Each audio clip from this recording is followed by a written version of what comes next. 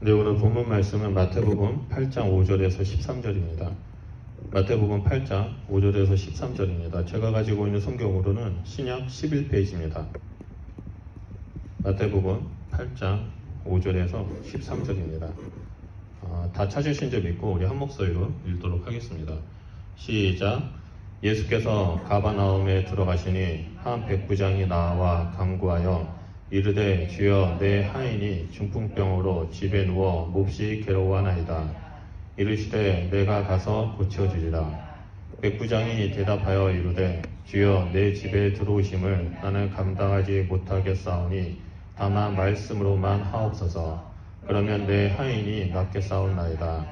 나도 남의 수하에 있는 사람이요 내 아래에도 군사가 있으니 이더러 가라 하면 가고 저더러 오라 하면 오고 내 종도로 이것을 하라 하면 하나이다. 예수께서 들으시고 놀랍게 여겨 따르는 자들에게 이르시되 내가 진실로 너희에게 이르노니 이스라엘 중 아무에게서도 이만한 믿음을 보지 못하였노라. 또 너희에게 이르노니 동서로부터 많은 사람이 이르러 아브라함과 이삭과 야곱과 함께 천국에 앉으려니와 그 나라의 본 자손들은 바깥 어두운 데 쫓겨나 거기서 울며 이를 갈게 되리라. 예수께서 백부장에게 이르시되 가라 내 믿음대로 될지어다 하시니 그 즉시 하인이 나으니라.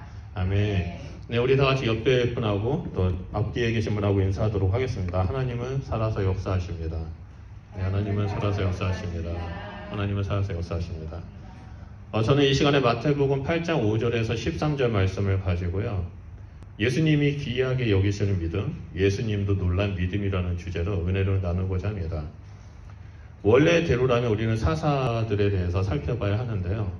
오늘은 이 믿음에 대해서 살펴보고자 합니다. 왜냐하면 새로운 장소인 이 노체데일 스테이트 스쿨에서 처음 예배를 드리기 때문입니다. 물론 사사들의 모습을 통해서 새로운 믿음을 붙잡고 새로운 장소에서 하나님 앞에 예배를 드릴 수 있습니다. 그런데 지난주에 계속해서 오늘 예배를 위해서 기도했을 때 저는 이 백부장하고 예수님과의 대화가 떠올랐고 그 말씀을 묵상하는 가운데 받았던 은혜를 이 시간에 선포해야 되겠다라는 생각이 들었습니다. 방금 우리가 읽은 본문은 가버나움 지역의 치안을 담당하는 백부장에 관한 이야기입니다. 백부장이 앞장서서 중풍병에 걸린 하인을 고치기 위해 예수님을 만나는 내용이 오늘 본문 내용입니다. 그런데 본문 내용을 자세히 보면은 하인의 그 중풍병을 고친 것이 병에 걸린 하인의 믿음이 아니라 백부장의 믿음이라는 사실을 알 수 있습니다. 그뿐만이 아니죠. 예수님께서는 10절에 내가 진실로 너희에게 이르노니 이스라엘 중 아무에게서도 이만한 믿음을 만나보지 못하였다라고 말씀하실 정도로 놀라셨음을 보여줍니다. 예수님은 백부장의 믿음을 크게 칭찬하고 계십니다. 예수님은 이 백부장의 믿음을 기이하게 여기십니다. 너무나 놀랐습니다. 그렇다면 예수님께서는 왜 이 백부장의 믿음을 보고 놀랐을까요?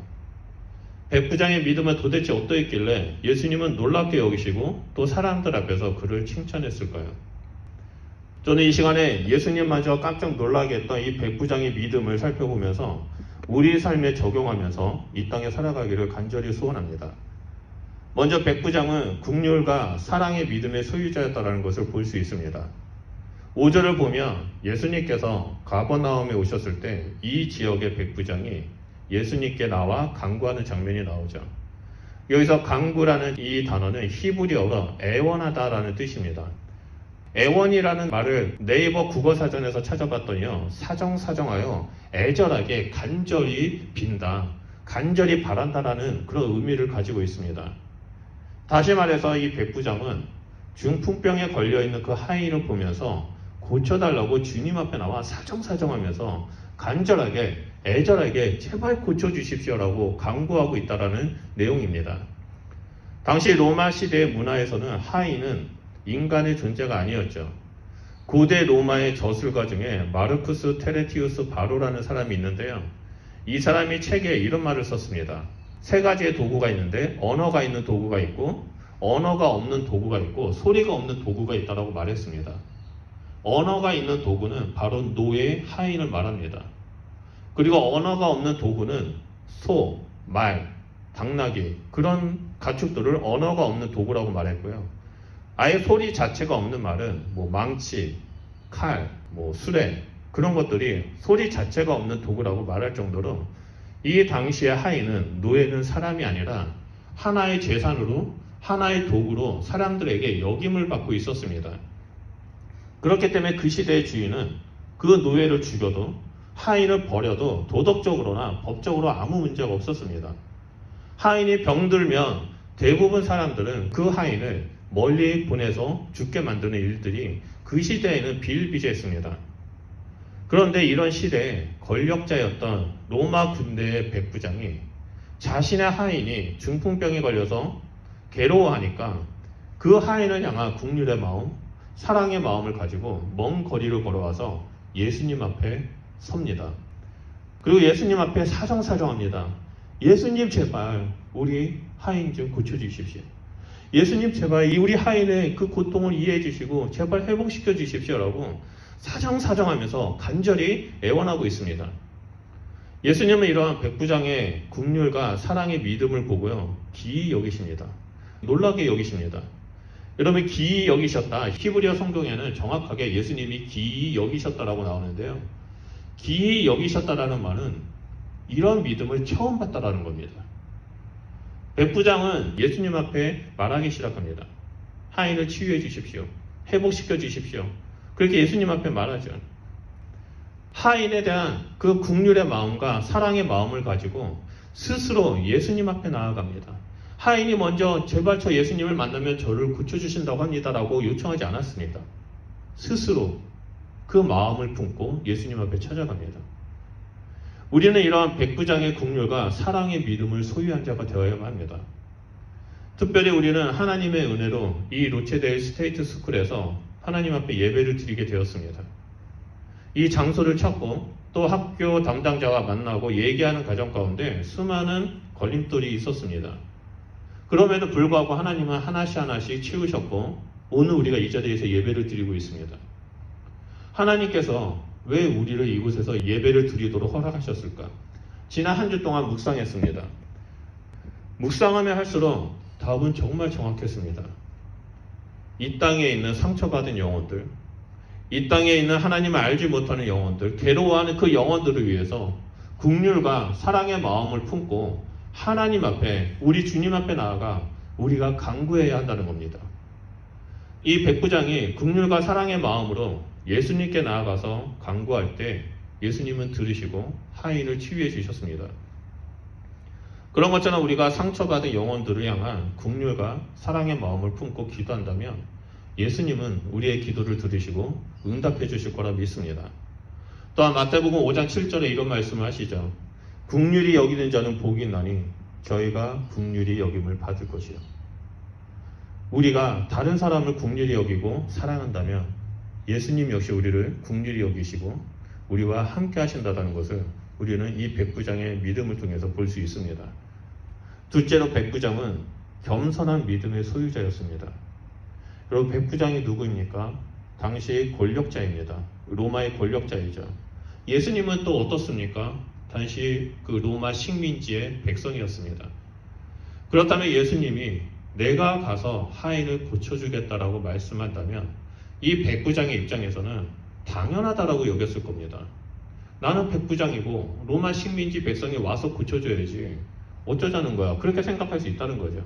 우리가 일제시대 때 일본 군인의 장교가 조선 사람한테 와서 조선 사람이 병을 잘 고친다고 해서 우리 집에 와서 고쳐줘라 라고 명령을 하는 게 당연합니다. 그렇게 우리가 받아들이는데 그런 것처럼 이 백부장은 예수님 앞에 그렇게 행할 수 있었습니다. 하지만 8절을 보면 백부장이 뭐라고 말합니까? 주여 내 집에 들어오심을 감당하지 못하겠나이다라고 고백을 합니다. 여러분 당시에 많은 사람들이 예수님을 랍비라고 불렀습니다. 선생이라고 불렀습니다. 예수님을 주여라고 부르는 사람이 별로 없었습니다.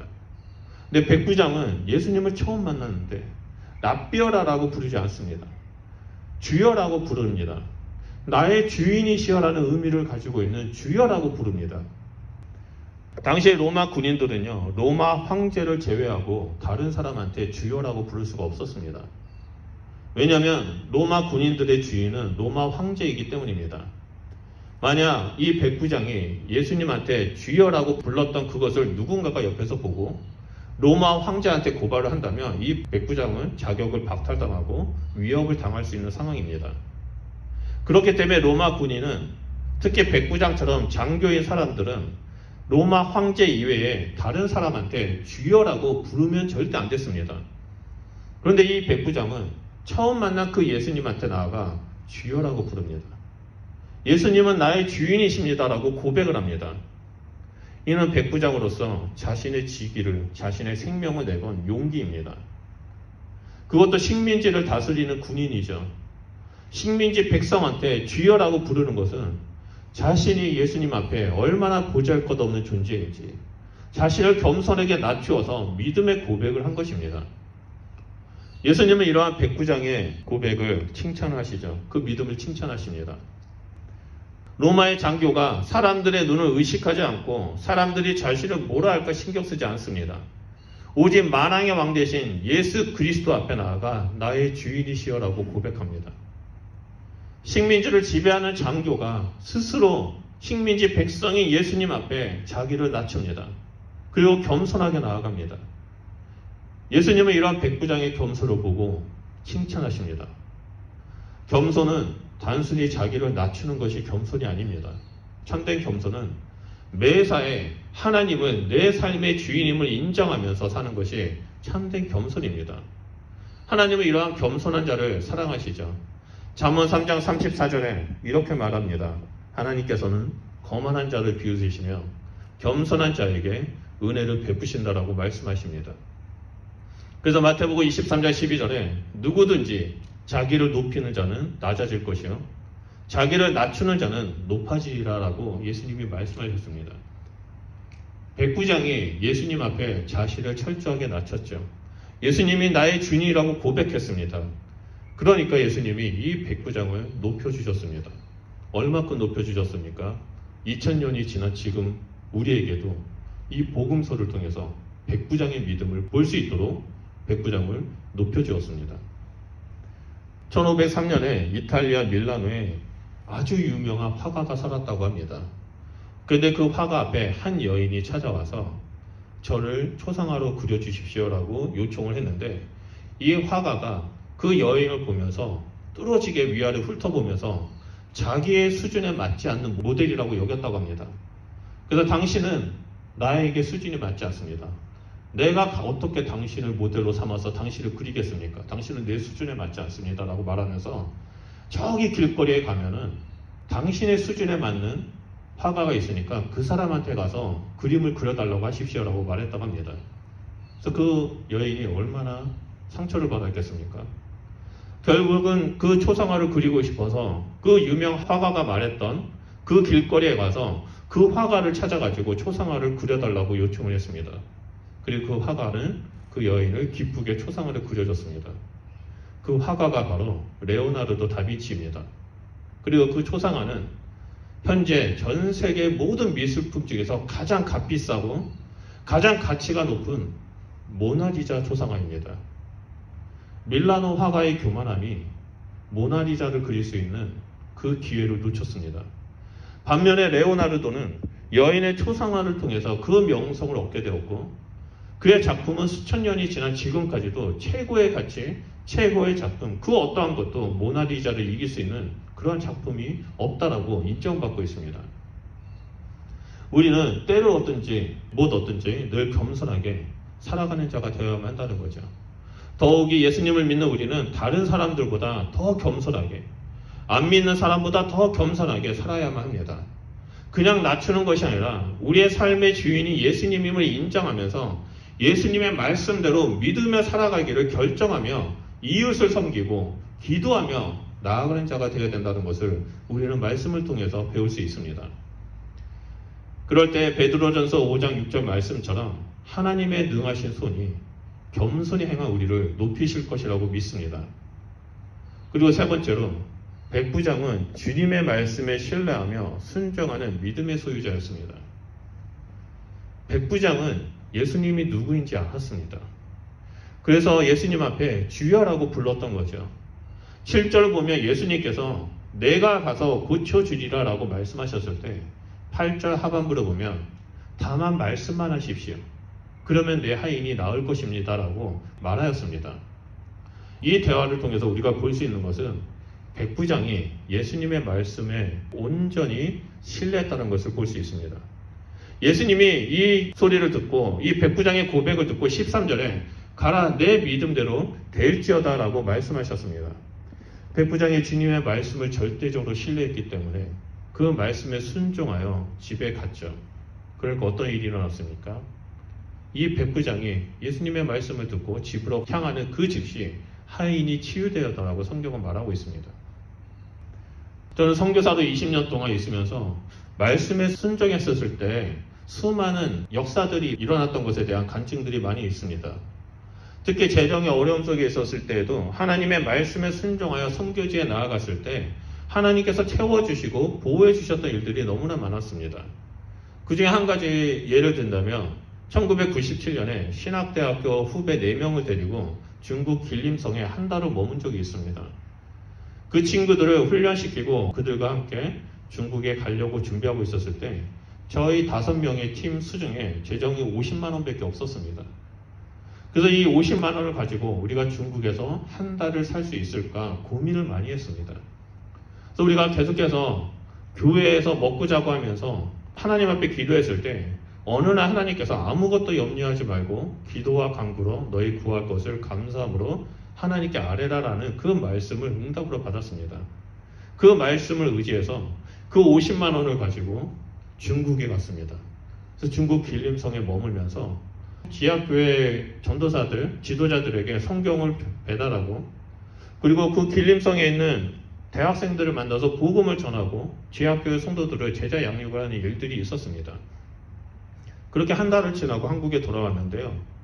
수중에 10만 원 이상의 돈이 남은 것을 보게 되었습니다.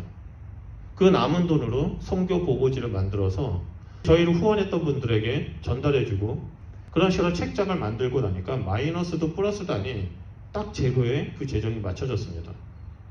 다시 저희가 중국에 있었을 때 정말 좋은 장소에서 잠을 자고 맛있는 음식도 많이 먹고 열심히 잘 돌아다녔는데 돈이 남았습니다.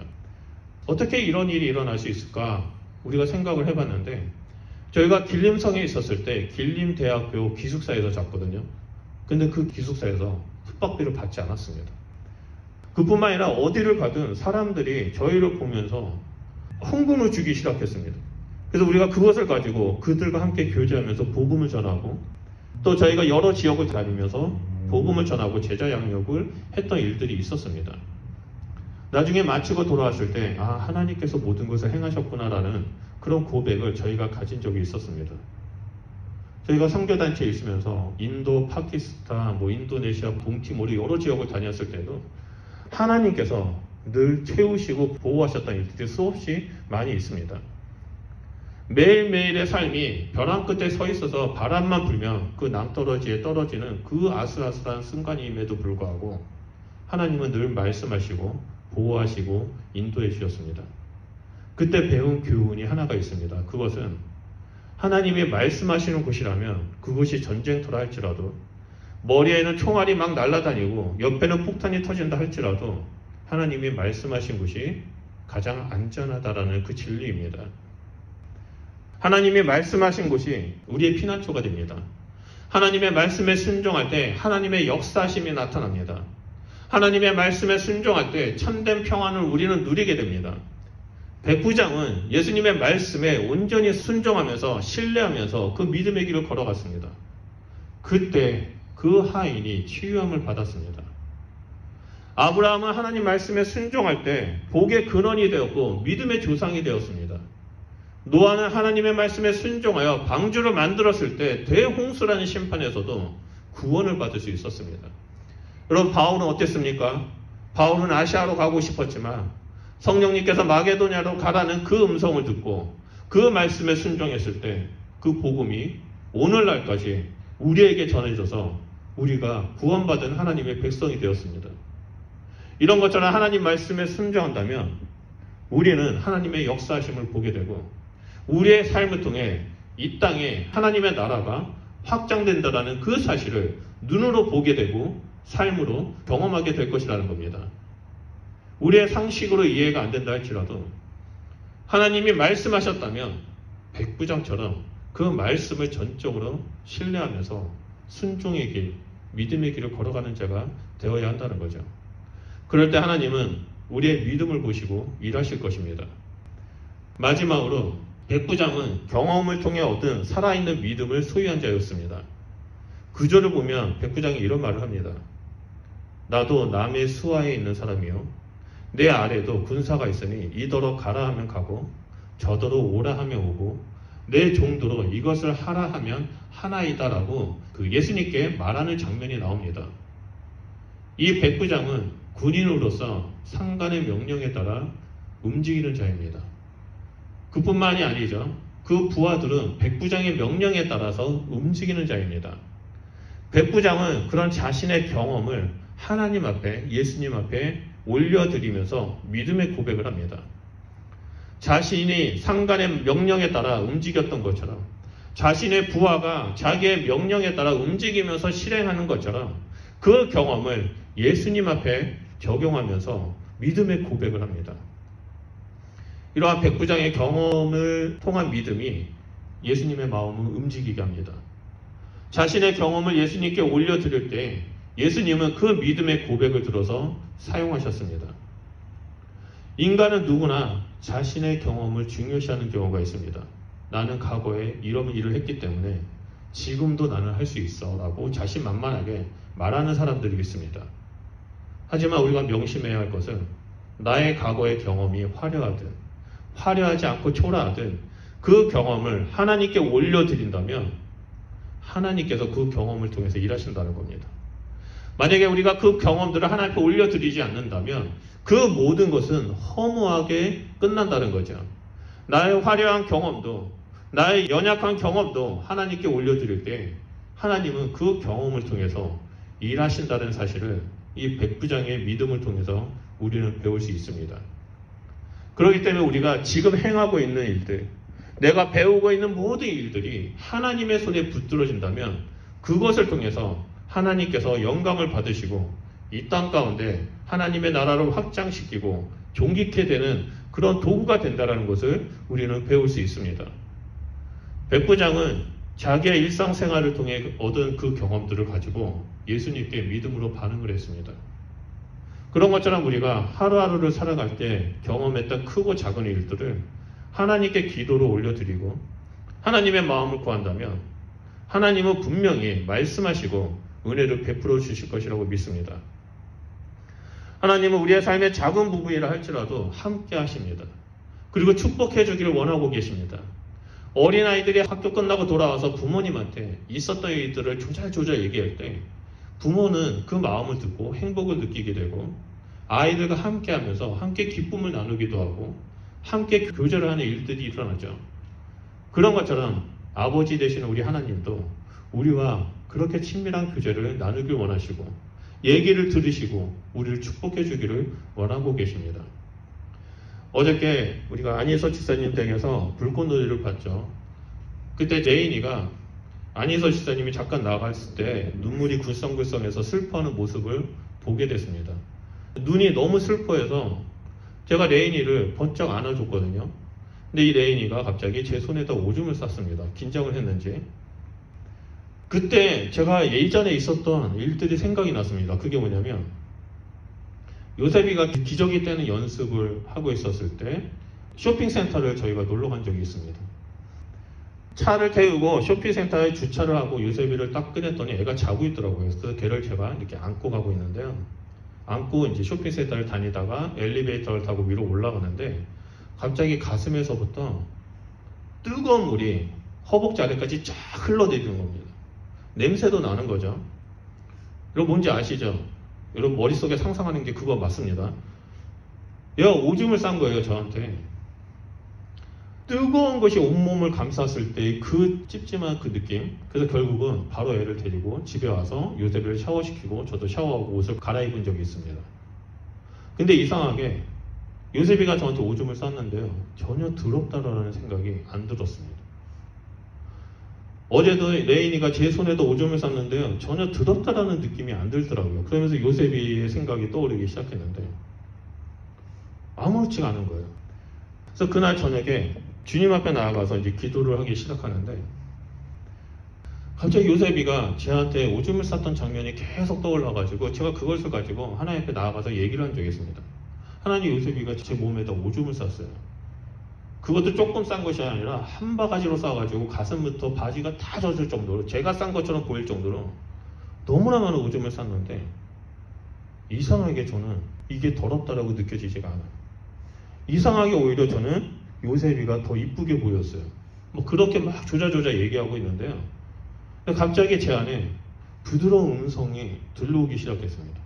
그게 뭐냐면, 아들아, 나도 너를 단 한 번도 죄인으로 본 적이 없다. 내가 너를 단 한 번도 정죄한 적이 없고 내가 너를 단 한 번도 더럽다라고 생각한 적이 한 번도 없다. 너는 내 사랑하는 아들이야. 내가 너로 인해서 너무나 기뻐라는 그런 음성이 제 안에서 계속 맴돌기 시작했습니다. 저는 연약해서 쓰러질 때 하나님, 제가 죄를 져서 더럽혀졌습니다. 저를 용서해 주십시오라고 하나님 앞에 몸부림치면서 기도할 때 하나님은 저를 더럽다라고 여기지 아니하셨고 저를 깨끗이 씻기시고 다시 한번 의롭다라고 하셨던 그 은혜가 그 사건을 통해서 제 안에 가득 경험하는 깨치는 일들이 일어난 적이 있었습니다. 저는 그날 밤을 결코 잊을 수가 없습니다. 그날 밤에 하루에 있었던 그 일상의 경험들을 하나님 앞에 조잘조잘 떠들면서 하나님, 이상하게 더럽다고 느껴지지 않아요? 라고 했었을 때 하나님이 저를 얼마나 사랑하는지, 그리고 내가 하나님 앞에서 어떠한 존재인지를 다시 한번 깨달았던 그 시간이었기 때문에 그날 밤을 절대 잊지 못합니다. 우리가 일상생활에서 경험했던 크고 작은 일들을 단 하나라 할지라도 소홀히 여겨서는 절대 안 됩니다. 그 안에는 하나님께서 우리에게 말씀하시고자 하는 것들, 우리에게 가르치시고자 하는 그 은혜와 사랑이 있기 때문입니다. 그렇기 때문에 우리는 백부장처럼 일상생활의 경험을 하나님 앞에 올려드리는 자가 되어야 됩니다. 하나님, 이런 일이 있었습니다. 하나님은 어떻게 생각하세요? 라고 하나님 앞에 기도한다면 하나님은 우리에게 응답하시고 또 우리에게 하나님의 사랑을 보여주신다는 거죠. 여러분, 다윗은 주야로 하나님의 말씀을 묵상했다라고 고백합니다. 그 주야로 묵상했다라는 것이 바로 이런 게 아닌가 싶습니다. 하나님의 말씀을 묵상하면서 하루하루를 살아가면서 있었던 일들을 그 밤에 하나님 앞에 얘기하고 또 하나님의 음성을 듣고 그 하나님의 사랑을 묵상하는 일들이 일어나지 않았을까, 그런 생각을 해보곤 합니다. 우리는 이 땅에 살아가면서 수많은 경험을 합니다. 힘든 경험도 하기도 하고 행복한 경험도 하기도 하고 스트레스 받는 경험도 하기도 합니다. 하지만 그 경험이 하나님 앞에 올려진다면 하나님은 그 경험을 통해서 우리 가운데 역사하신다는 거죠. 마치 이 백부장이 자신의 경험을 예수님 앞에 말을 했을 때 그 경험을 듣고 예수님이 일하셨던 것처럼 그런 일들이 동일하게 우리 가운데 역사한다는 겁니다. 우리 모두는 새로운 장소에서 새롭게 지금 예배를 드리고 있습니다. 저는 우리 한 분 한 분이 단 한 분도 빠짐없이 그 살아있는 믿음을 소유한 자가 되기를 간절히 소망합니다.